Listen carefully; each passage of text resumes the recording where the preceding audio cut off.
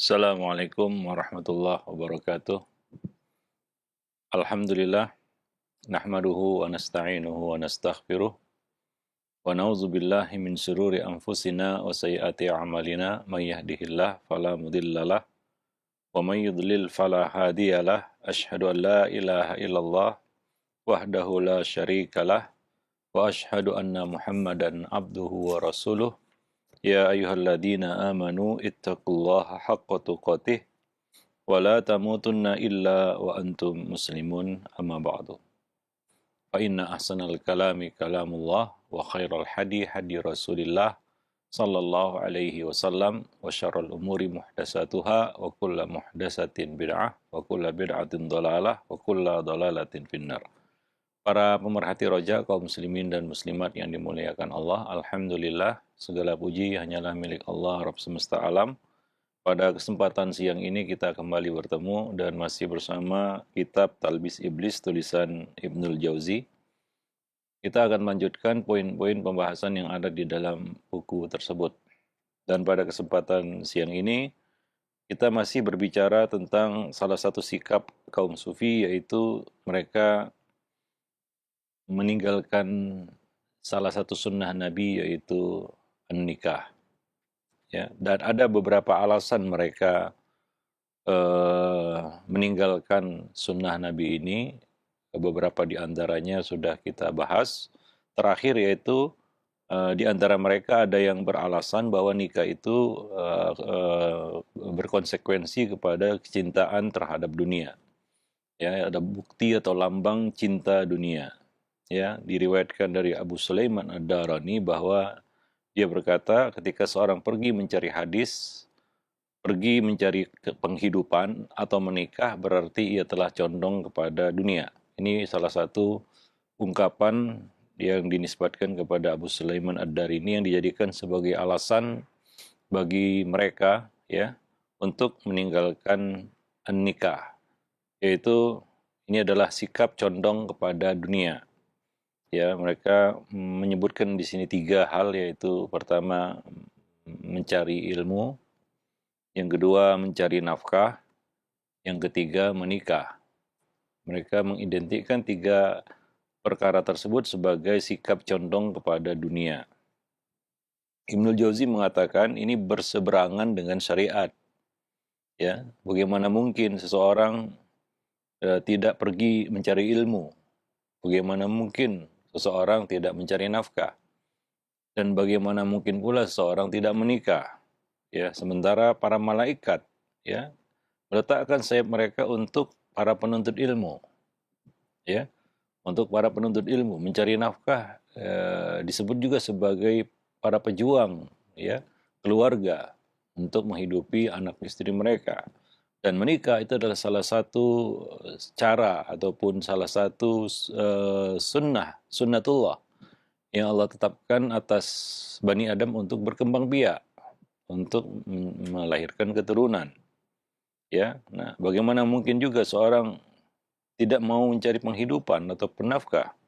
Sementara Umar bin Khattab pernah mengatakan, sungguh, lebih baik aku mati berjalan kaki demi mencari rezeki, mencari nafkah untuk mencukupi kebutuhan diri agar tidak meminta-minta, daripada aku mati saat berperang di jalan Allah. Artinya itu termasuk salah satu bentuk jihad juga, ya, di dalam memenuhi kebutuhan nafkah diri dan keluarga. Ya. Nah, jadi menurutku, kata beliau, semua kondisi sufi yang dijadikan alasan mereka tersebut, ya, jelas-jelas menyelisihi dan menyalahi syariat Islam. Adapun sekelompok sufi generasi akhir, mutakhirin dari kalangan sufiyah, mereka menyengaja tidak menikah supaya dikatakan sebagai orang yang zuhud. Ini salah satu alasan mereka, yaitu supaya dikategorikan sebagai orang yang zuhud. Dan mereka identikan zuhud itu dengan hidup menyendiri, ya, mengebiri diri, menyendiri, ya, menjauhkan diri dari manusia. Motivasi tersebut dikarenakan umumnya orang awam yang akan mengagungkan seorang sufi ketika ada dalam kondisi tidak punya seorang istri pun atau tidak menikah. Mereka lantas membicarakan dia tidak pernah mengenal seorang wanita walaupun seorang. Artinya dia adalah orang yang tidak tergoda dengan wanita, ya. Dan mereka lambangkan bahwa wanita itu adalah yang menjerumuskan Adam, ya, hingga keluar dari surga, ya, melanggar perintah Allah Subhanahu wa taala. Nah, ini juga satu kekeliruan yang sudah kita jelaskan kemarin, ya, bahwa yang menggoda Adam hingga keluar dari surga itu bukan wanita, bukan istrinya, bukan pasangannya, ya, tapi iblis yang menggoda Adam, ya, sehingga sebagian orang-orang awam, ya, melambangkan wanita itu sebagai seperti makhluk yang apa namanya, menyesatkan ataupun membahayakan, ya. Keberadaannya itu menjadi beban, sehingga di kalangan orang-orang yang tidak beragama mungkin ada yang melambangkan wanita itu sebagai syaitan. Orang-orang Arab jahiliyah, ya, sangat menyampingkan kaum wanita sehingga bayi wanita dikubur hidup-hidup, ya, dianggap beban dan lain sebagainya. Dan Islam meluruskan pandangan yang keliru itu, ya, bahwa yang menjerumuskan Adam bukan seorang wanita, tapi iblis. Dan wanita itu bagian dari pria. Innaman nisa syaqaiqur rijal. Sesungguhnya wanita itu adalah bagian dari pria. Dan pria itu bagian dari wanita. Ya. Jadi bukan sesuatu yang menjadi beban dalam kehidupan. Dia melengkapi sehingga, ya, menjadi sempurna. Begitulah kedudukan wanita di dalam Islam. Tapi sebagian orang memandang wanita itu sebagai sumber masalah, ya, sumber bencana dan malapetaka. Ya, wallahu a'lam bishawab. Nah, jadi sebagian orang melihat, ya, bahwa orang yang tidak tergoda dengan wanita itu adalah orang yang zuhud, atau dia tidak memiliki istri, dia adalah seorang yang zuhud, ya. Nah, ini adalah pandangan yang keliru. Inilah yang disebut sebagai karahiban yang menyalahi dan menyelisih syariat yang dilakukan oleh umat-umat terdahulu dari kalangan kaum Nasrani. Mereka memilih hidup dengan cara kependitaan atau kerahiban, rahbaniyat dan ibtada'uha, ya. Itu tidak ada di dalam Islam. Ya, justru Islam menganjurkan, ya, penganutnya atau pemeluknya untuk menikah. Ya, ada anjuran untuk, ya, menikah. Ya, para pemerhati roja kaum muslimin dan muslimat yang dimuliakan Allah. Ya, salah seorang, ya, tokoh sufi yang dijadikan perkataannya, tulisnya sebagai hujah atau argumentasi, ya, adalah Abu Hamid Al-Ghazali. Ya, dia mengatakan seorang murid maksudnya di sini adalah istilah yang dipakai untuk orang-orang yang mengikuti ajaran tasawuf atau penganut sufi pemula, ya. Ini dijelaskan oleh beliau sendiri, murid itu maksudnya adalah penganut sufi pemula. Sudah seharusnya tidak disibukkan dengan urusan pernikahan. Jadi ini menjadi satu syarat bagi mereka untuk menjalani suluk istilahnya, yaitu kehidupan para sufi. Ya, nah, dari awal memang sudah dijauhkan dari yang namanya pernikahan, ya, karena menikah menghalanginya dari suluk, sekaligus membuatnya senang ya, saat bersama istri. Sedangkan siapa saja yang senang kepada selain Allah berarti dia telah melalaikan Allah. Nah, ini pandangan mereka, ya. Padahal, ya, kita ketahui bersama bahwa, ya, bermain bersama istri itu juga ibadah, salah satu bentuk ibadah, ya, dilakukan oleh hamba yang terbaik, yaitu Rasulullah Sallallahu Alaihi Wasallam. Nabi juga bermain-main dengan istri, bersenang bersama istri, dan itu salah satu tujuan menikah. Ya, salah satu tujuan menikah, yaitu membuat jiwa dan diri menjadi tenang. Ya, karena manusia punya nafsu birahi yang perlu diatasinya, yaitu salah satu dengan menikah.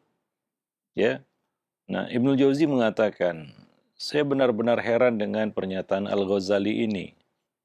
Apakah dia tidak tahu bahwa di saat seorang hamba berniat memelihara kehormatan diri, dia menjaga kehormatan diri, punya keinginan untuk memiliki anak, atau menjaga kehormatan wanita, maka semua ini tidak menyimpang dari suluk.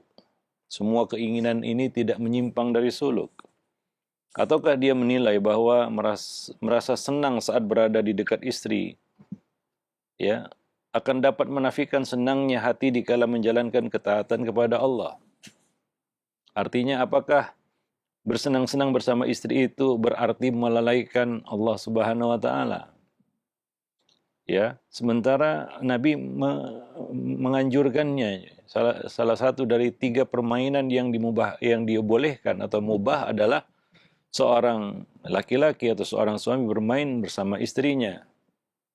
Ya, kalaulah hal itu melalaikan, tentunya Nabi tidak membolehkan atau bahkan menganjurkan. Ya, Allah Subhanahu wa taala mengatakan di dalam Al-Qur'an surat Ar-Rum ayat 21, "Wa min ayatihi an khalaqalakum min anfusikum azwajan litaskunu ilaiha wa ja'ala bainakum mawaddatan wa rahmah." Dan di antara tanda-tanda kebesaran Allah Subhanahu wa taala adalah Allah Subhanahu wa taala menciptakan pasangan-pasangan untuk kamu dari jenismu sendiri, yaitu dari kalangan anak Adam juga, agar kamu cenderung dan merasa tentram kepadanya. Itulah pasanganmu, lawan jenismu. Dan dia menjadikan di antaramu rasa kasih dan sayang, rasa cinta dan kasih sayang. Allah Subhanahu wa taala menjadikan hubungan antara laki-laki dan wanita dalam suatu akad pernikahan sebagai salah satu bentuk as-sakinah, yaitu ketenangan, ketenangan. Seorang itu menjadi tenang dengan memiliki pasangan. Itulah naluri fitrah sunnatullah yang telah Allah gariskan atas anak Adam. Nah, disebutkan dalam hadis sahih riwayat Bukhari dan Muslim dari Jabir bin Abdullah dari Rasulullah Shallallahu Alaihi Wasallam, beliau berkata kepada Jabir, Nabi berkata kepada Jabir, "Halla tazawwajta bikran tula'ibuha wa tula'ibuka?" Mengapa kamu tidak menikahi perawan sehingga kamu dapat memanjakannya dan dia dapat memanjakanmu, yaitu bermain-main bersamanya dan kamu bermain-main bersama dan dia bermain-main bersama kamu dan kamu bermain-main bersamanya. Nah, demikian Nabi SAW menganjurkan kepada Jabir kepada suatu hal yang ini adalah suatu yang tertanam dalam fitrah manusia. Nah, bersenang-senang dengan pasangannya. Dan Allah Subhanahu wa taala menjadikan Adam pasangannya, sehingga dapat menikmati kehidupan sorga dengan sempurna. Maka Allah ciptakan pasangan. Nah, demikian. Dan itu adalah sunnah yang berlaku atas anak Adam.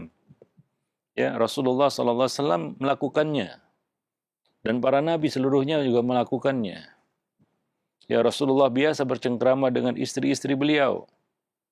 Bahkan beliau pernah berlomba lari dengan Aisyah, bermain-main bersama istri-istri beliau. Apakah semua itu membuat beliau menyimpang dari kesenangan bersama Allah atau melalaikan Allah Subhanahu wa taala?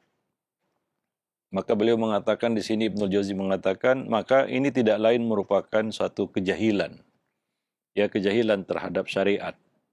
Bahkan jahil terhadap fitrahnya sebagai manusia. Dia mengingkari fitrahnya sendiri sebagai manusia. Setiap manusia pasti ada kecondongan kepada hal tersebut. Ya, dia tidak bisa membohongi dirinya, kecuali dia ingin menyalahi fitrah tersebut. Maka Nabi mengatakan, an-nikahu sunnati, nikah itu adalah sunnahku. Dan sunnah para nabi dan rasul sebelum beliau juga. Dan itu adalah sunnatullah pada anak Adam. Dan Adam disempurnakan kesenangannya di dalam surga dengan Allah jadikan baginya pasangan. Ya, jadi dari awal penciptaan manusia, itulah fitrah yang ditanamkan Allah pada mereka. Tidak mungkin diingkari. Dan itu sudah berlangsung mulai dari Adam sampai hari ini, sampai hari kiamat. Ya, nah, tidak ada yang menyimpang dari situ kecuali orang-orang yang mungkin dia tidak menyadari eksistensinya sebagai manusia. Tapi yang jelas adalah dia jahil terhadap agamanya. Wallahu a'lam bishawab. Ya, nah demikian. Nah, kemudian di sini Ibnul Jauzi menyebutkan dampak negatif dari sikap tidak mau menikah yang dipilih oleh orang-orang sufi ini. Beliau mengatakan, ketahuilah, di saat generasi muda sufi memutuskan tidak menikah, ya, menjauhkan diri dari yang namanya menikah, maka sikap ini menggiring mereka pada 3 keadaan. Dan sikap ini sudah mulai menjalar di kalangan generasi muda, yaitu senang hidup sendiri dan memilih tidak menikah. Baik itu remaja putra maupun remaja putri. Sebagian orang sudah nyaman hidup sendiri, ya, dan merasa bahwa nikah itu adalah beban, ya, masalah dalam kehidupan. Ya, maka mereka memilih untuk hidup sendiri. Ya, ini adalah salah satu hal yang juga tidak dibenarkan, ya. Sebagian orang, ya, mungkin ketularan dengan gaya hidup orang-orang non-muslim ataupun orang-orang kafir di luar sana, di belahan bumi barat ataupun di belahan bumi timur sana. Ya, memilih hidup sendiri, menyendiri sampai akhir hayat, bahkan sampai mati. Ya, ada yang fobia dengan nikah dan pernikahan. Ada yang membenci lembaga pernikahan dan lain sebagainya. Dan ini adalah satu hal yang menyimpang dari fitrah. Ya, beliau mengatakan, yang pertama adalah ini dampak negatif dari sikap tidak mau menikah, ya. Pertama adalah sering sakit akibat tertahannya air mani. Ya. Ketika seseorang lama menahan air mani, maka hal itu akan berdampak pada kesehatan tubuhnya. Ya, akan berdampak pada kesehatan tubuhnya. Abu Bakar bin Zakaria Ar-Razi rahimahullah mengemukakan, aku mengetahui satu kaum yang dahulu punya banyak air mani.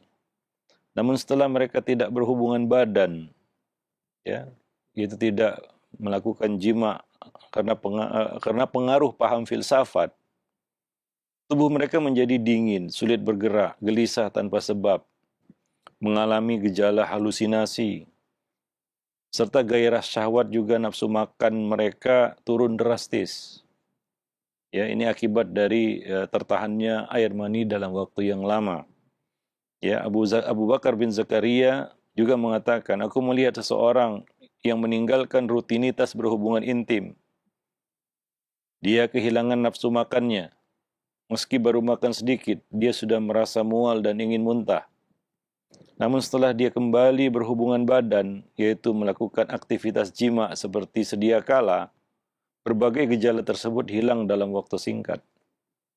Ya, memang begitulah sunnatullah, ya, fitrah yang Allah Subhanahu wa taala telah tanamkan pada diri manusia. Ada nafsu pada manusia, nafsu birahi, dan itu perlu disalurkan. Makanya Nabi mengatakan, jika salah seorang dari kamu melihat seorang wanita yang menakjubkan, itu naik nafsu birahinya. Itu satu hal yang wajar. Nggak wajar kalau nggak muncul itu. Itu lebih aneh lagi sebenarnya. Dia lihat wanita tapi tidak merasa apa-apa gitu. Kalau ada perasaan seperti itu perlu diperiksakan.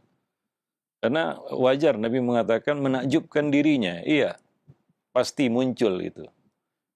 Tapi ada solusinya, yaitu hendaklah dia kembali ke rumahnya mendatangi istrinya. Karena dia dapati pada istrinya apa yang dia dapati pada wanita itu. Artinya dia dapat menyalurkan nafsu birahinya dalam perkara yang halal, ya, dengan cara yang halal.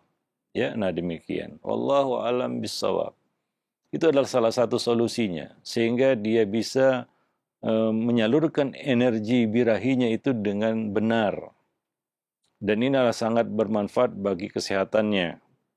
Dan itu adalah sesuatu yang wajar jika dia merasa ya muncul rangsangan syahwat ketika melihat wanita.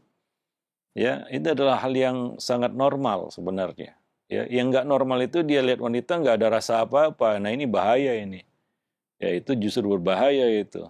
Nah, bohong lah kalau dia katakan saya nggak pengaruh, nggak muncul nafsu, kecuali memang ada kelainan, mungkin ya, mungkin. Tapi kalau dia normal pasti ada.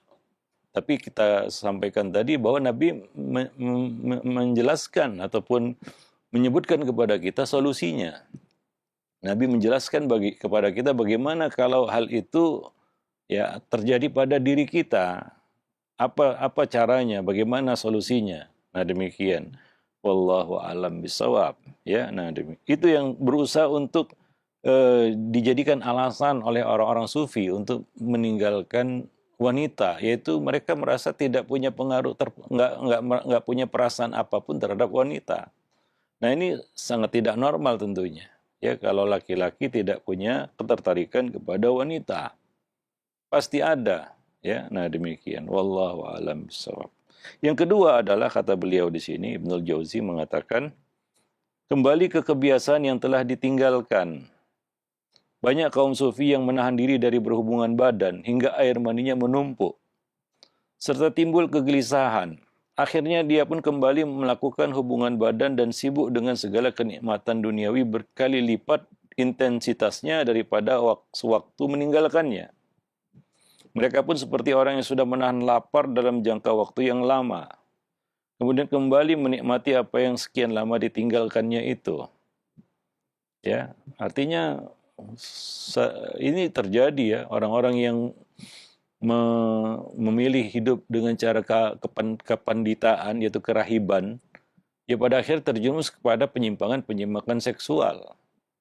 Ya seperti menyukai sejenis dan lain sebagainya, melampiaskan nafsunya kepada ya bukan kepada lawan jenisnya, kepada sejenisnya. Ada yang melampiaskan kepada anak kecil, ya menjadi seorang pedofilia dan lain sebagainya. Itu terjadi. Ini kasus-kasus yang kita katakan sudah sangat populer di tengah-tengah manusia.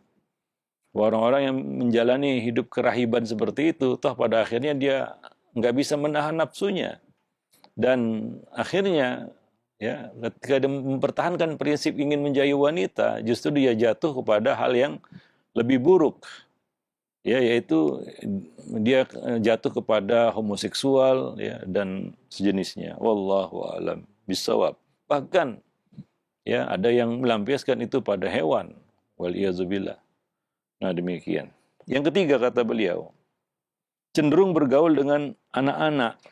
Nah, tadi kita sebutkan ya banyak yang jatuh kepada kebiasaan pedofil ya, menjadi pedofilian ya karena ya meninggalkan wanita, ya menjauhi wanita.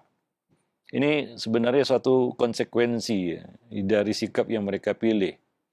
Sementara mereka tidak bisa membohongi nafsu syahwat, nafsu birahi yang ada pada dirinya. Itu pasti bergejolak kalau dia normal ya. Ya itu pasti bergejolak pada dirinya.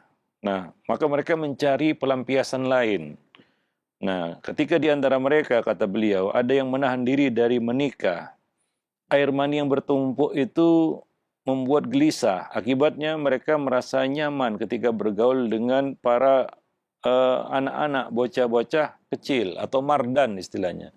Dan ini kita sudah bahas sebelumnya ya bahwa salah satu penyimpangan kaum sufi ini adalah ya mereka suka bergaul dengan mardan.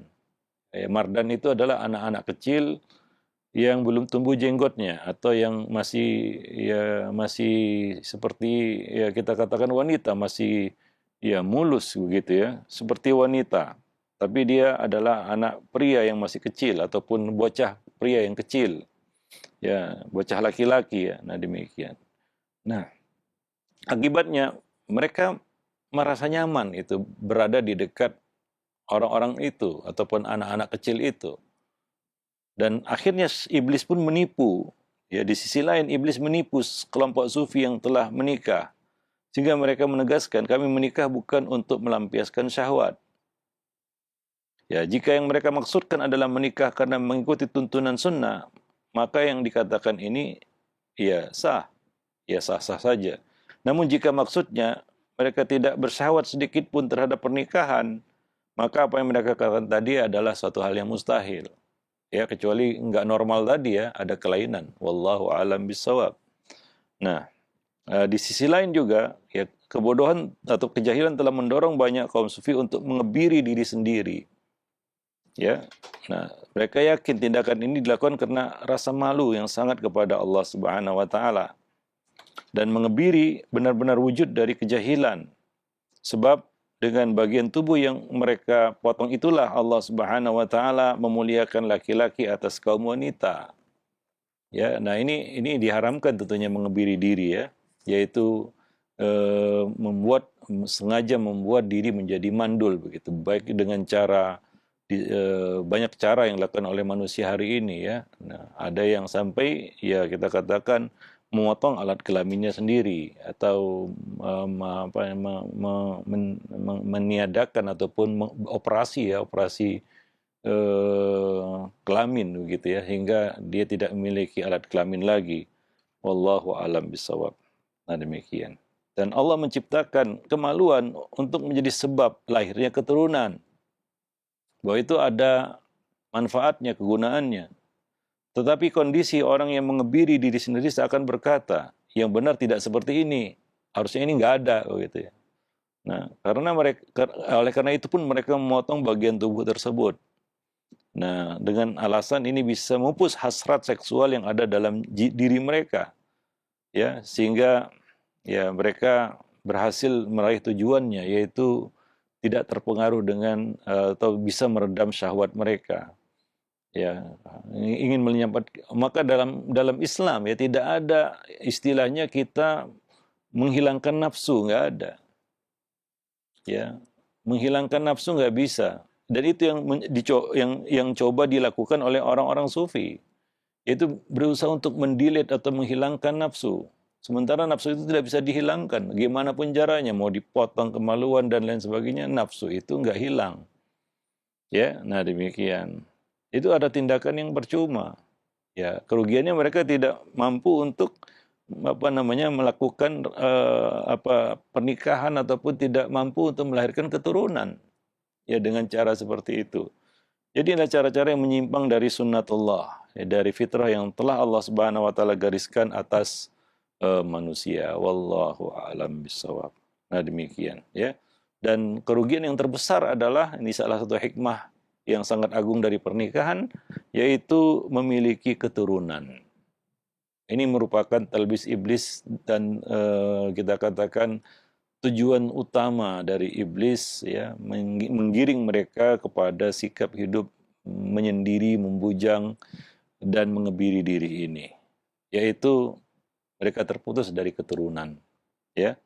Nah, talbis iblis terhadap kaum sufi ya, tentang tidak adanya keinginan untuk memiliki keturunan ya, sementara kita menikah itu kan ya untuk dapat keturunan ya, untuk mendapatkan anak keturunan, sehingga kita Bani Adam bisa berkembang biak di atas muka bumi ini ya. Nah, demikian. Dan itu adalah salah satu fitrah ya. Maka orang yang menikah dalam waktu yang lama tidak punya anak keturunan, mereka akan gelisah begitu ya. Mereka berusaha untuk dapat keturunan begitu. Itu fitrah sebenarnya yang ada dalam diri manusia, yaitu mereka menikah untuk melahirkan keturunan. Ya. Nah, dan Allah ciptakan pasangan bagi Adam juga untuk agar bisa melahirkan keturunan. Ya. Nah, itu tujuan utama dari pernikahan. Maka dari itu Nabi melarang menikah ya. Kalau kalau ada pilihan lain ya dengan wanita yang mandul begitu ya. Dengan wanita yang mandul. Ada seorang sahabat ya meminta izin kepada Nabi untuk menikahi seorang wanita yang disukainya tapi mandul. Nabi mengatakan jangan, tidak. Ya, artinya apa? Ya bukan ya bagaimana nasib wanita mandul? Ya boleh dinikahi tapi ya tujuan utama menikah adalah untuk punya keturunan. Ya, kalau sudah punya keturunan mungkinlah itu bisa dijadikan sebagai alternatif kedua, ketiga, atau keempat. Nah, demikian. Wallahu a'lam bishawab. Ya. Tapi sengaja menikahi wanita mandul untuk agar tidak punya keturunan, nah itu tidak dibenarkan. Nabi mengatakan jangan nikahi wanita yang mandul. Ya, Nabi berkata, tazawwaju al-wadud al-walud. Nikahilah wanita yang subur, yang penyayang lagi subur. Ya, subur maksudnya apa?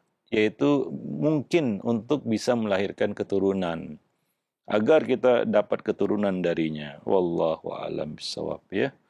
Nah, diriwayatkan dari Abu Sulaiman Ad-Darini bahwa ia mengatakan orang yang ingin memiliki anak adalah orang bodoh. Ini perkataan yang dinisbatkan kepada Abu Sulaiman Ad-Darani dan ini juga dijadikan sebagai alasan oleh kaum sufi untuk tidak punya anak. Karena mereka merasa nyaman, hidup sendiri, nggak punya istri, apalagi punya anak, begitu ya. Punya istri aja tidak, apalagi punya anak, begitu ya. Nah, punya istri aja tidak ada keinginan, apalagi punya anak, lebih tidak ada keinginan lagi untuk punya anak. Ya sementara punya istri aja mereka tidak punya keinginan untuk itu. Ya, maka mereka menilai bahwa orang yang ingin punya anak adalah orang yang jahil. Tapi sekarang ini coba lihat sebagian kaum muslimin ya, sebagian kaum muslimin ya justru mengikuti cara hidup child free ataupun bebas anak istilahnya. Ya, child free. Dan itu sebagai satu gaya hidup juga di barat sana, di tengah-tengah orang-orang kafir ya, maupun di timur ya, non muslim. Ada yang menganut ya paham child free tadi, sehingga ini bahkan di luar sana dilindungi haknya orang-orang yang child free ini. Kalau mereka terganggu karena ada anak, maka anak itu harus disingkirkan begitu ya. Sampai seperti itu ya, membenci anak-anak begitu ya. Nah, ini adalah kita katakan sikap yang benar-benar tipu daya iblis terhadap manusia. Ya, dan orang-orang sufi ini terjebak juga atau jatuh juga di dalam ya cara hidup seperti itu. Ya, Allahu a'lam. Mereka mengatakan ia tidak bermanfaat untuk dunia dan tidak pula bermanfaat untuk akhirat. Ya, saat ingin makan, tidur atau berhubungan badan, keinginan tersebut selalu menyusahkan diri sendiri. Begitu pula tatkala hendak beribadah, keinginan itu pasti mengganggu dirinya. Ya, keinginan punya anak, ini mengganggu ibadah. Ya, punya anak ya, itu melalaikan. Lalu sebagian orang menggunakan ayat-ayat yang tidak pada tempatnya, mereka pahami. Ya, seperti innama amwalukum wa auladukum fitnah. Innama amwalukum wa auladukum fitnah. Sesungguhnya harta kamu dan anak-anak kamu adalah fitnah. Ya, lalu mereka menjauhi anak-anak dan keinginan untuk punya anak. Dan menganggap bahwasanya keinginan punya anak itu mengganggu ibadah. Mengganggu perjalanan mereka menuju Allah Subhanahu wa taala. Nah, ini adalah satu yang keliru. Ya, kalau demikian ya nggak usah punya harta juga, karena harta itu juga fitnah. Sementara ya nggak mungkin ya manusia di dunia ini hidup tanpa harta begitu ya. Dan itu yang mereka pilih. Kaum sufi ini, mereka bahkan menjauhi harta sama sekali, tidak mencari nafkah. Ya, dan mereka menjauhi anak-anak, dan salah satu cara kita katakan pilihan yang mereka tempuh adalah mereka tidak menikah. Ya, nah demikian. Wallahu a'lam bishawab. Dengan alasan itu adalah fitnah. Ya tentunya firman Allah Subhanahu wa taala, innama amwalukum wa auladukum fitnah.